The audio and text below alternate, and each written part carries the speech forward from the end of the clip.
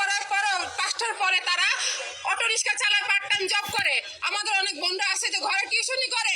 আমরা আর পাচ্ছি না, আমাদের পিঠ দেয়ালে ঠেকে গেছে, আমরা আর কোনো কিছু করতে পারতেছি না। আমাদের অনেক কষ্ট, অনেক দুঃখ।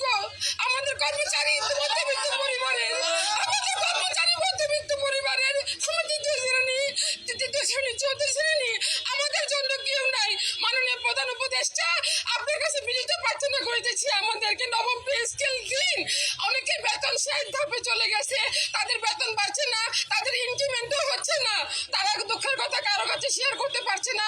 এমনকি অনেক ব্লগ পোস্ট আছে যে তারা সেই পোস্টের প্রমোশনও পাচ্ছে না। আমাদের ভাই বোনরা অনেক নির্যাতিত, অনেক নিষ্পেষিত এবং অনেক বৈষম্যের শিকার। তারা কোনো কিছু কারো কাছে বলে কোনো সহায় পায় না। মাননীয় প্রধান উপদেষ্টা মহোদয়, আপনার কাছে বিনীত প্রার্থনা করছি, শুধু আমার